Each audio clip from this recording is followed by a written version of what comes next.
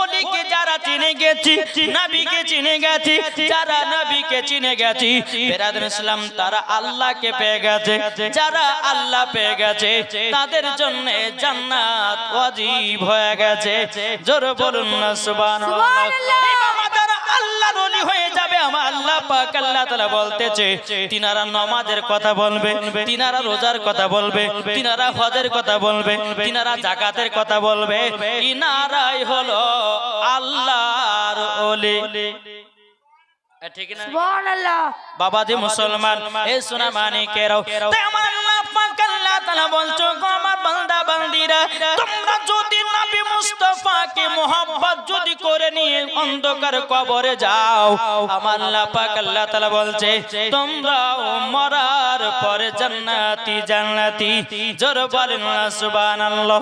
এ বাবাজি আল্লাহ বলতেছে সমস্ত ওলিদের মধ্যে নেতা হলো গাউসে পাক, আর সমস্ত নবীদের মধ্যে নেতা হলো আমাদের আখেরি জামানার নবী। জোরে বলেন না সুবহানাল্লাহ। আমি পবিত্র কোরআন থেকে বাবাজি আয়াতে কারিমা তেলাওয়াত করেছি, আলা ইন্না আউলিয়া আল্লাহি লা খাউফুন আলাইহিম ওয়া লা হুম ইয়াহজানুন। আল্লাহ পাক আল্লাহ তাআলা বলতেছে যিনারা আল্লাহর ওলি হয়ে যাবে, যিনারা আল্লাহর দোস্ত হয়ে যাবে, বাবাজি তিনাদের ইহ জগত ভয় নাই, পর জগত ভয় নাই। ঠিক না? তাহলে এই ওলিদেরকে মোহাব্বত করতে হবে কি হবে না? কি গো এটা হাত তুলে দেখান। ওলিদেরকে মোহাব্বত করতে হবে। এ বেরাদর ইসলাম মুআদ্দান সামানি কিরাম, চন্দ্রমাজি আমার গাউসে পাক পীরানে পীর দস্তগীর মাহবুবে সুবহানি কুতুবে রব্বানি শেখ আব্দুল কাদের জিলানী ওয়া গিলা রাহমাতুল্লাহ আলাইহি পায়ের কত ছিল। বাবাজি আমার গাউসে পাকের বয়স যখন বাবাজি 8 বছর, উম্মুল খায়র ফাতিমা বলছে বলো গো বেটা তুমি তো মক্তবে আমার পেট থেকে তো 1 নয় 2 নয় 18 পারা কোরআন শরীফ মুখস্থ করেছো। বেটা গো মক্তবে 30 পারার হাফেজ হয়ে গেছো। ও বেটা তোমাকে বাগদাদে যেতে হবে। আমার গাউসে পাক বলছে গো মা জননী, ও মা জননী আপনার কাছে একটা আবেদন করব। মা গো আমি তো বাগদাদ যাব তো কার সঙ্গে? উম্মুল খায়র ফাতিমা বলছে বলো বেটা আব্দুল কাদের জিলানী আমাদের পাশের এলাকায় একদল কাফিলারা বাগদাদে যাবে, তাদের সঙ্গে তোমাকেও বাগদাদে পাঠায়া দেব। জোরে বলেন সুবহানাল্লাহ। উম্মুল খায়র ফাতিমা বলছে বেটা গো বেটা তবে শোনো তুমি সকাল বেলাতে ওই কাফিলাদের সঙ্গে সাক্ষাৎ করে আসো, আর সাক্ষাৎ করার পরে বেরাদান ইসলাম মুআদ্দান সামানি কিরাম আমার উম্মুল খায়র ফাতিমা বলতেছে বলে বেটা আব্দুল কাদের জিলানী তোমাকে উনাদের সঙ্গে বাগদাদে পাঠিয়ে দেব। আমার গাউসে পাক পীরানে পীর দস্তগীর মাহবুবে সুবহানি কুতুবে রব্বানি শেখ আব্দুল কাদের জিলানী ওয়া গিলা রাহমাতুল্লাহ আলাইহি বাবাজি ফজরের নামাজের পর আপনার বাবা চলতে শুরু করেছে। চলতে চলতে চলতে একটা বাজারের ভিতরে প্রবেশ করেছি। আমার গাউসে পাকের বয়স কত বছর? এটা জোরে বলেন না। আমার গাউসে পাকের বয়স হলো বাবা 8 বছর। আমার গাউসে পাকে খুব খিদা লেগেছে। একটা দোকানের সম্মুখে গিয়ে বলতেছে এ দোকানদার দোকানদার তোমার দোকানের সামনে বিরিয়ানি আছে, পোলাও আছে, ডিম ভাজা আছে, এ দোকানদার তোমার দোকানের খাবার খেতে চাই। দোকানদার বলছে এই ছেলেটা বলো বলো বলো আমি তো খাবার বিক্রি করার জন্য তো দোকান বসিয়েছি, যদি তোমার কাছে পয়সা থাকে খাবার পাবে, পয়সা নাই তো তোমার কার খাবার নাই। বাবাজি মুসলমান ভাইরাও আমার গাউসে পাক পীরানে পীর দস্তগীর মাহবুবে সুবহানি কুতুবে রব্বানি শেখ আব্দুল কাদের জিলানী ও গিলানী রাহমাতুল্লাহ আলাইহি বাবাজি তিনি বলছে দোকানদার দোকানদার আমি ভাজা ডিম থেকে মুরগির বাচ্চা তৈয়ার করব।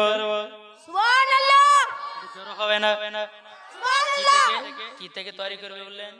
ভাজা ডিম দোকানের সামনে আছে, বলছে ভাজা ডিম থেকে মুরগির বাচ্চা তৈরি করো। দোকানদার পাগলা হটো ওখান থেকে, ভাজা ডিম থেকে কোন মুরগির বাচ্চা হয়? আমার গাউসে পাক বলতেছে এ দোকানদার তুমি একবার বলো ভাজা ডিম থেকে যদি মুরগির বাচ্চা তৈরি করতে পারি তাইলে কি তুমি আমার জন্য দোকানের খাবার ফ্রি করবে। বাবা দোকানদার বলছে, এ বাচ্চা, যদি তুমি ভাজা ডিম থেকে মুরগির বাচ্চা তৈরি করতে পারো, আমি তোমার জন্য দোকানের খাবার ফ্রি করে দেব। জোর বলেন না সুবহানাল্লাহ। আমার গাউসে পাক পীরানে পীর দস্তগীর মাহবুবে সুবহানি কুতুবে রব্বানি শেখ আব্দুল কাদের জিলানী ওয়াকিলান রাহমাতুল্লাহ আলাইহি বাবাজি তিনি ভাজা ডিমটাকে হাতে নিয়েছে। বাবা হাতে নেওয়ার পর বলছে, কুম বিইজনিল্লাহ, আল্লাহর হুকুমে ভাজা ডিম থেকে মুরগির বাচ্চা তৈয়ার হয়ে যায়।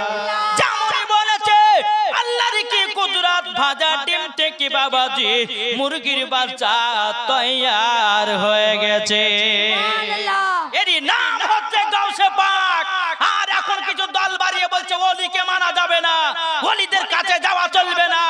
শোনো, বাপের বেটা বাপ যদি হয়, তুমি দেখাও কোরআন ও হাদিস থেকে যে ওলির মাজার যাওয়া যাবে না। কি গো, এ ঠিক না? ওলির মাজার আমরা যাই কি যাই না?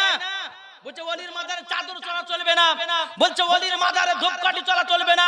তোর আব্বার কবরে দেখা নাকি বলছেন গো? হ্যাঁ, বাবাজি মুসলমান সোনা মানিকের তারপরে বলে যে 40 করা যাবে না, কুল খতম করা যাবে না। আবার আর বৌমা যদি আপনার কুল খতম পাঠাইছে, ভাত মাত লেতে ঘরের ভিতর লুকুন করে গোশ ভাত খাবে, খায় না?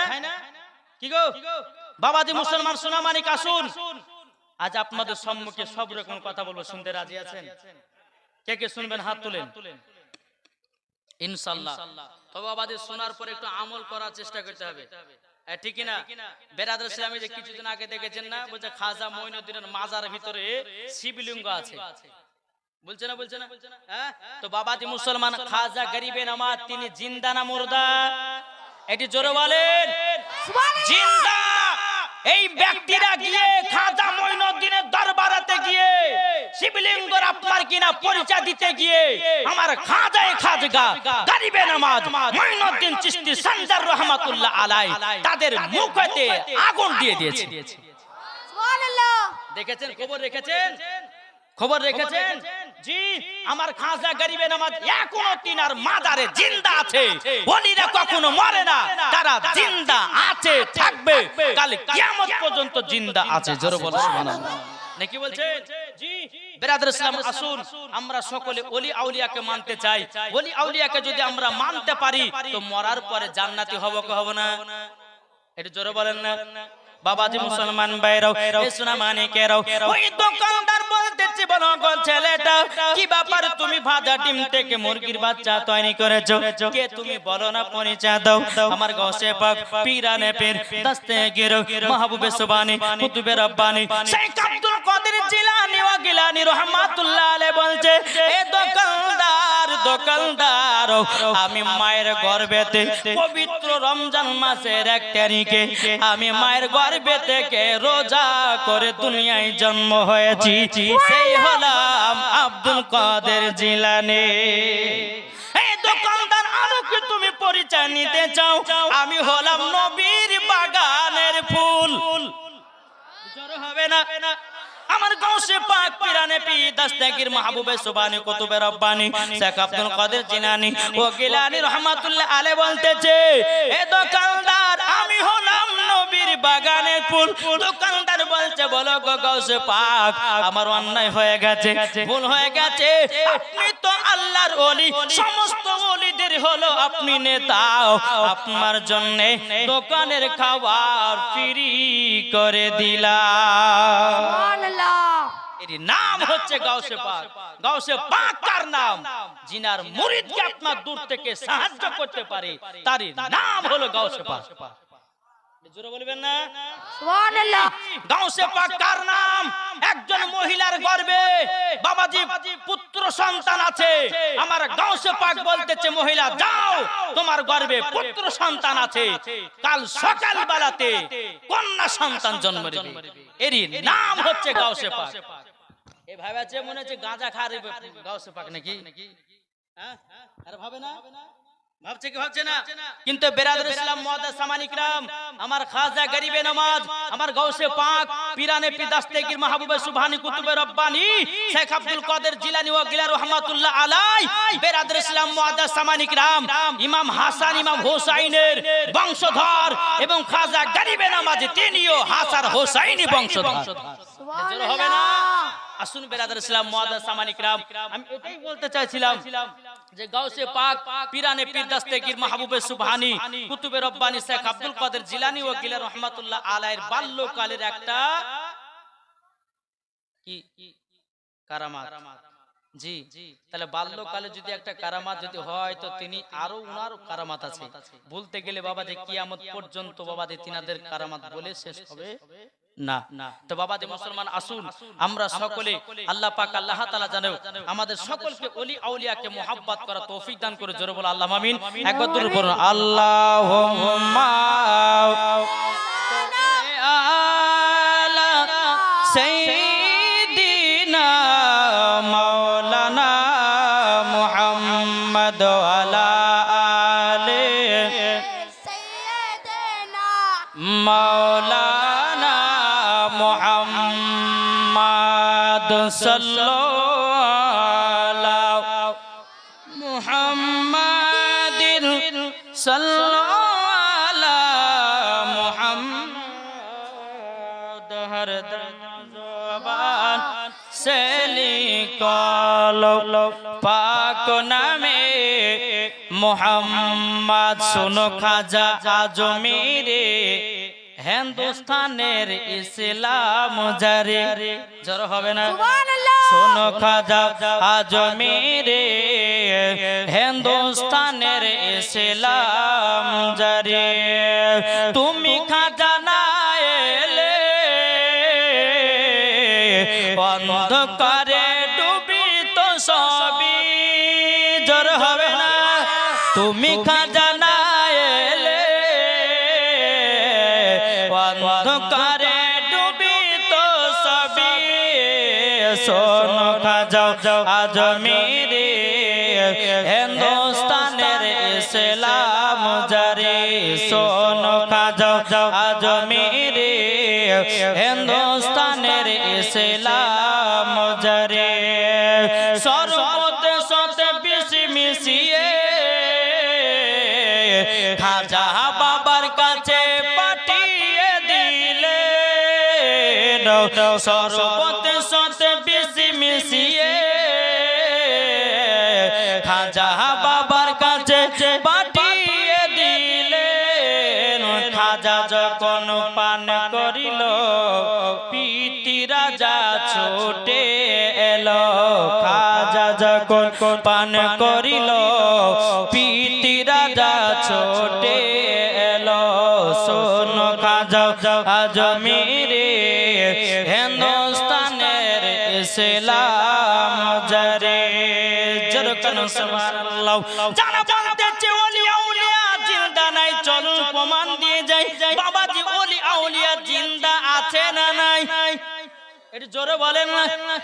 এই মাইক ম্যান আপনি মাইক লাড়বেন না, ইকোটা একটু কম করে দেন। মাইক সুপার বাজছে, ইকোটা একটু কম করুন তাহলে হবে। হ্যাঁ বাবাজি মুসলমান এ সোনা মানিকেরাও ওগো আমার আব্বাজি মুসলমান ভাইরাও, তাই বেরাদার চলুন একটা গরিব বাবা মানুষ তিনার বিটির বিয়ে দিবে কিন্তু 500 টাকার জন্য বিবাহ দিতে পারছে না। ক টাকা? এটা জোরে বলেন না। 500 টাকার জন্য বিবাহ দিতে পারতেছেন। এই গরিবরা মামাজি দুনিয়ার সমস্ত বড় লোকের কাছে গেছি, যাওয়ার পরে বলছো গো ভাই তুমি যদি 500 টাকা সাহায্য করো আমার বিটির বিয়েটা হয়ে যাবে। বাবাজি দুনিয়ার কোন মানুষ বাবা ওই গরিব ভাইটাকে 500 টাকার সাহায্য করে নাও। বেরাদর ইসলাম মুআদ্দাস সামানি কিরাম এ সোনা মানিকেরাও, আমার বাবাজি গরিব মানুষটা তিনি মনে মনে চিন্তা করে আল্লাহ ওগো রব্বুল আলামিন আমি কার কাছে যাব, কার কাছে উদ্ধার হব? বাবাজি গরিব মানুষটা মনে মনে চিন্তা করতে করতে বেরাদার আমার খাজা গরিবে নমাজের বাবাজি মাজারে চলে গেছে। মাজারে যাওয়ার পর ওই গরিব মানুষটা আল্লাহ দরবারে দোয়া করতেছি, বলে আল্লাহ গো আল্লাহ, আমার বিটির বিবাহ দিতে পারি না 500 টাকার জন্য। আল্লাহ গো, আমি খাজা গরিবে নমাজের মঈনুদ্দিন চিশতি সঞ্জয় রহমাতুল্লাহ আলাইহির মাজারে এসেছি, তিনার দরবারে এসেছি। আল্লাহ তিনার ওসিলা দিয়ে আমাকে 500 টাকার ব্যবস্থা করে দেন। জোরে বলেন না সুবহানাল্লাহ। বাবাজি প্রথম দিন গেলেন, দোয়া করলেন, বাবা 500 টাকা পেল না। আমার দ্বিতীয় দিন এসেছে খাজা গরিবে নমাজের মাজারে, আসার পরে বাবাজি আল্লাহ দরবারে দোয়া করতেছে, বলে আল্লাহ আল্লাহ গো, এই খাজা বাবার ওসিলা দিয়ে 500 টাকার ব্যবস্থা করে দিন। এত কাঁদাকাটি করলো রে বাবা, কোনো মতে টাকা দ্বিতীয় দিনে পেল না। বাবাজি মুসলমান ভাইরাও, আমার 3 দিনকার দিনে খাজা বাবা দরবারে এসেছে। আসার পরে আল্লাহ তাআলার কাছে দোয়া করতেছে, আল্লাহ গো, আমি একদিন নয়, দুদিন নয়, 3 দিন আসা হয়ে গেল। আল্লাহ গো, খাজা বাবার ওসিলা দিয়ে আমাকে 500 টাকার ব্যবস্থা করে দিন। যখন বাবা দোয়া করেছেন, 3 দিন ধরে দোয়া করলো, কিন্তু বাবা 500 টাকা পাওয়া গেল না। বাবাজি তিনি কি করেছেন, গরিব ভাইটা একটা লাঠি নিয়ে বাবাজি আমার খাজা মঈনুদ্দিন মাজারে 3টা লাঠির বাবা বাড়ি দিয়েছে। বাড়ি দেওয়ার পরে আপনার কিনা মন খারাপ করে চলে গেছি। যেতে যেতে বাবা রাস্তার